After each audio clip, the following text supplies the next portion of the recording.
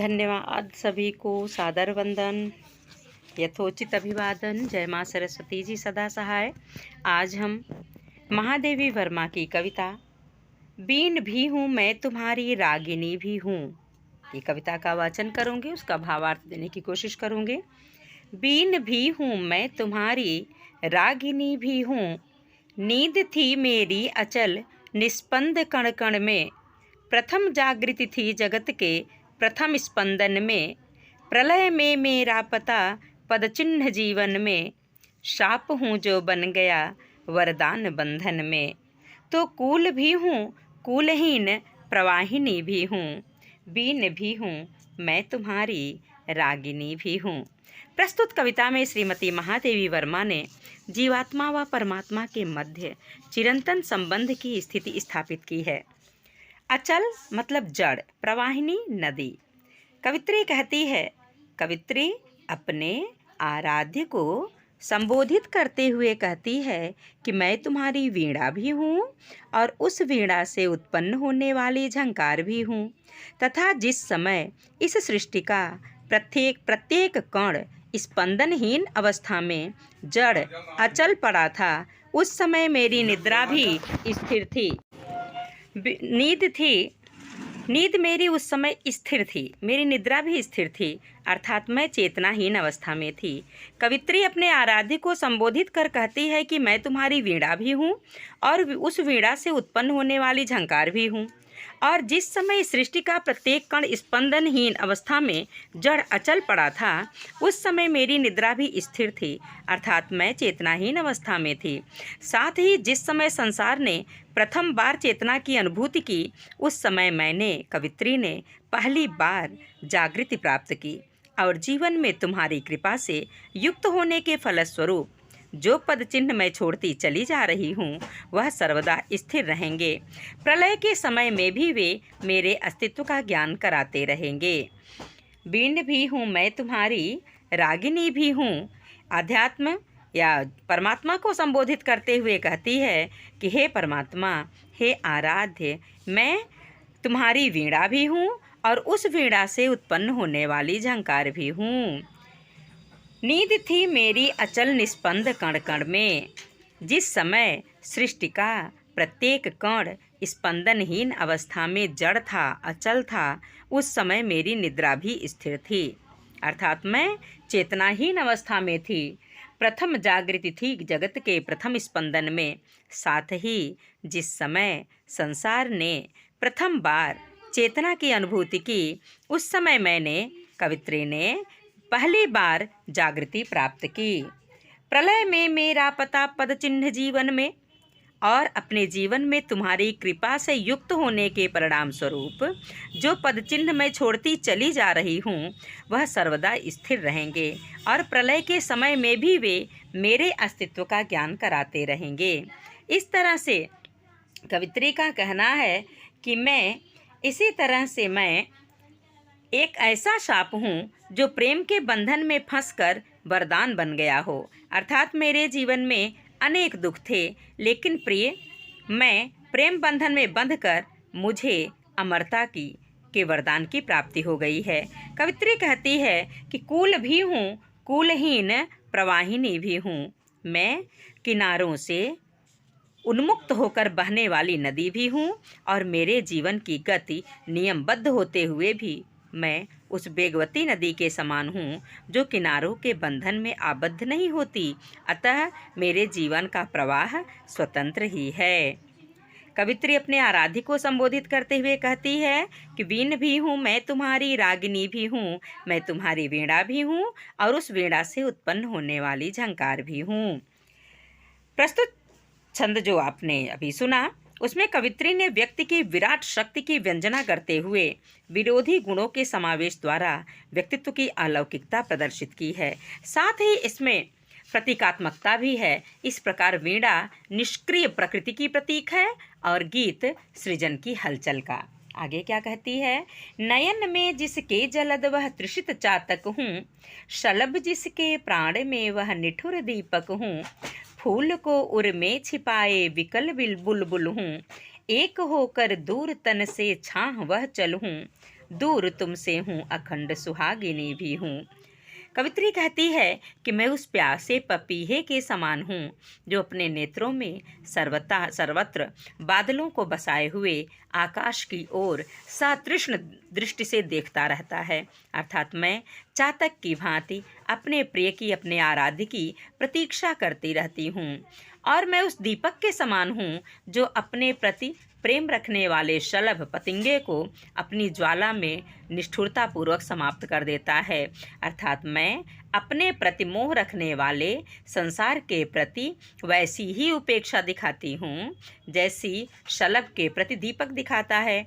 कवित्री का कहना है कि मैं उस बुलबुल के समान हूँ जो फूलों के प्रति विशेष प्रेम भाव रखने के कारण उनसे विमुक्त होने पर हृदय में विशेष विरह का अनुभव करती है।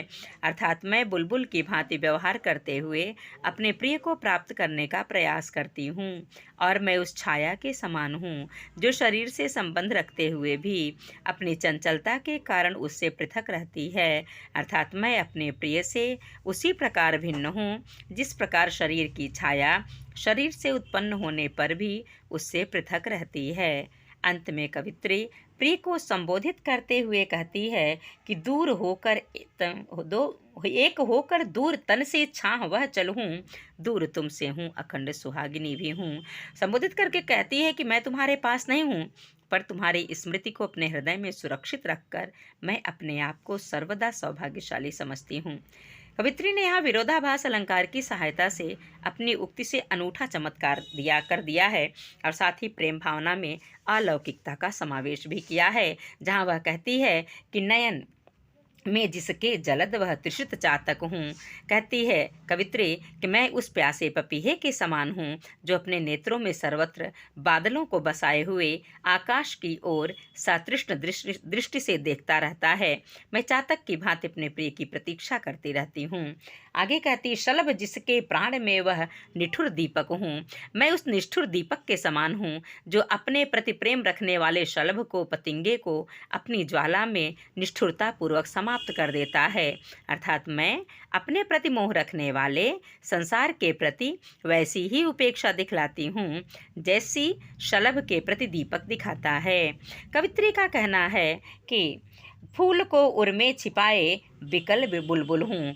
मैं उस व्याकुल बुलबुल के समान हूँ जो फूलों के प्रति विशेष प्रेम भाव रखने के कारण उनसे वियुक्त होने पर हृदय में विशेष विरह का अनुभव करती है। अर्थात मैं बुलबुल की भांति व्यवहार करते हुए अपने प्रिय को प्राप्त करने का प्रयास करती हूँ। मैं उस छाया के समान हूँ। मैं एक होकर दूर तन से छाह वह चलूँ। मैं उस छाया के समान हूँ जो शरीर से संबंध रखते हुए भी अपनी चंचलता के कारण उससे पृथक रहती है। अर्थात मैं अपने प्रिय से उसी प्रकार भिन्न हूँ जिस प्रकार शरीर की छाया शरीर से उत्पन्न होने पर भी उससे पृथक रहती है। अंत में कवित्री प्रिय को संबोधित करके कहती है कि दूर तुमसे हूँ अखंड सुहागिनी भी हूँ। यद्यपि मैं तुम्हारे पास नहीं हूँ, पर तुम्हारी स्मृति को अपने हृदय में सुरक्षित रखकर मैं अपने आप को सदा सर्वदा सौभाग्यशाली समझती हूँ। कवित्री ने यहाँ विरोधाभास अलंकार की सहायता से अपनी उक्ति से अनूठा चमत्कार कर दिया है और साथ ही प्रेम भावना में अलौकिकता का समावेश भी किया है। आगे कहती है, आग हूँ जिससे ढुलकते बिंदु हिमचल के, शून्य है हूँ जिसको बिछे हैं पांवड़े पल के, पुलक हूँ वह जो पला है कठिन प्रस्तर में, हूँ वही प्रतिबिंब जो आधार के उर में, नील घन भी हूँ सुनहली दामिनी भी हूँ। कवित्री कहती है कि मैं वह आग हूँ जो ओस की शीतल बूंदें बरसाती है और वियोगाग्नि में जलते हुए भी मैं संसार को करुणा का दान करती हूँ तथा मेरी आत्मा का विस्तार शून्य की भांति अनंत होते हुए भी समय की सीमा में अभिव्यक्त हो रहा है। अर्थात मेरा जीवन समय की शून्यता के समान है जो पल पल करके गतिशील हो रहा है। कवित्री आगे कहती है यही कि कठोर पत्थर की पुलक हूँ मैं और प्रिय के हृदय में मेरा ही प्रतिबिंब है। शून्य हूँ जिसको बिछे हैं पांवड़े पल के, पुलक हूँ वह जो पला है कठिन प्रस्तर में, हूँ वही प्रतिबिंब जो आधार के उर में। मैं क्या हूँ? मेरी आत्मा का विस्तार शून्य की भांति अनंत होते हुए भी समय की सीमा में अभिव्यक्त तो हो ही रहा है। मैं कठोर पत्थर की पुलक हूँ और प्रिय के हृदय में मेरा ही प्रतिबिंब है। मैं नीला बादल और स्वर्णिम बिजली भी हूँ। इसका अर्थ यह है कि जिस प्रकार नील वर्ण से शोभित बादल और कांतिमान बिजली क्रमशः आधार व आधेय के रूप में होते हैं, उसी प्रकार प्रिय या परम ब्रह्म आधार है तथा कवित्री या साधिका का संपूर्ण व्यक्तित्व उसी कृपा कोर पर आधारित है। और यहाँ भी विरोधाभास का चमत्कार स्पष्ट है। और कवित्री ने आग से ओस की शीतल बूंदों की वर्षा, पत्थर में पुलक की कल्पना भी की है। आगे कहती है, नाश भी हूँ मैं अनंत विकास का क्रम भी, त्याग का दिन भी चरम आसक्ति का तम भी, तार भी आघात भी झंकार की गति भी, पात्र भी मधु भी मधुर विस्मृति भी, अधर भी हूँ और स्मित चांदनी भी हूँ। आगे कहती है, चरम आसक्ति मतलब घोर मोह। कवित्री कह रही कि मैं नाश भी हूँ और विकास की धारा भी हूँ, अर्थात मैं कभी भी नष्ट हो सकती हूँ और सतत प्रगति भी करती रहती हूँ। कवित्री कहती आगे कि मुझ में आत्मत्याग की शक्ति है और घोर मोह का अंधकार भी है, अर्थात जीवन में आत्मत्याग को मूल महत्व प्रदान करने के साथ साथ मैं आसक्ति से रहित नहीं हूँ तथा वीणा के तार उससे झंकृत करने वाला आघात और उससे उत्पन्न होने वाली झंकार भी हूँ।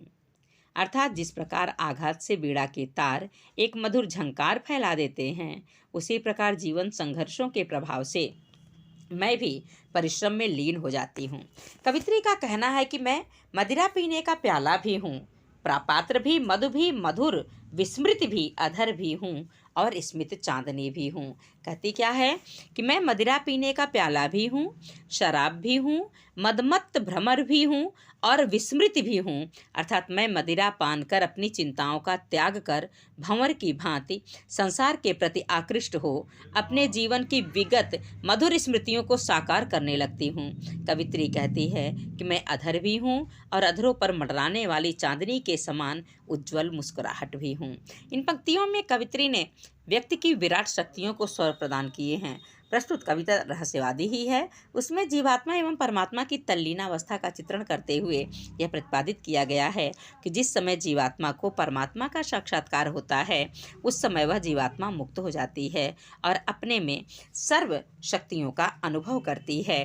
इस प्रकार जीवात्मा की इस भाव स्थिति का रम्य चित्रण करने के साथ साथ जीव की जड़ अवस्था की ओर संकेत करते हुए दैवी आलोक फैलने पर उसके चेतन होने की ओर संकेत किया गया है और तथा चेतना प्राप्ति के पश्चात जीव को ईश्वर की भांति अमर होने का वरदान प्राप्त हो जाता है और उसे अपने जीवन के सभी शाप वरदानों में परिवर्तित होते जान पड़ते हैं।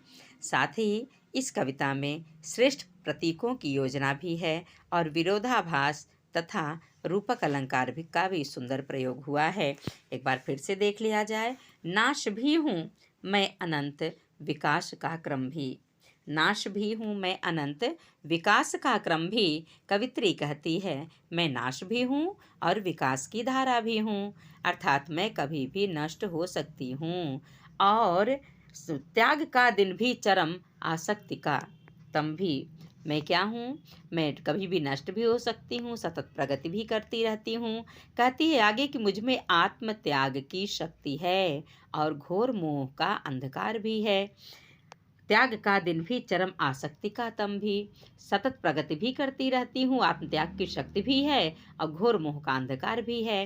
अर्थात जीवन में आत्मत्याग को मूल महत्व प्रदान करने के साथ साथ मैं आसक्ति से रहित नहीं हूँ तथा वीणा के तार, उसे झंकृत करने वाला आघात और उससे उत्पन्न होने वाली झंकार भी हूँ। अर्थात जिस प्रकार आघात से वीणा के तार एक मधुर झंकार फैला देते हैं, उसी प्रकार जीवन संघर्षों के प्रभाव से मैं भी परिश्रम में लीन हो जाती हूँ। कवित्री आगे कहती है पात्र भी मधु भी मधुर विस्मृति भी, अधर भी हूँ और स्मित की चांदनी भी हूँ। कवित्री कहती है कि मदिरा पीने का प्याला भी मैं ही हूँ, शराब भी हूँ, मदमत्त भ्रमर भी हूँ, विस्मृति भी हूँ। अर्थात मैं मदिरा पान कर अपनी चिंताओं को त्याग कर भंवर की भांति संसार के प्रति आकृष्ट हो अपने जीवन की विगत मधुर स्मृतियों को साकार करने लगती हूँ। कवित्री कहती है कि मैं अधर भी हूँ और अधरों पर मंडराने वाली चांदनी के समान उज्जवल मुस्कुराहट भी हूँ।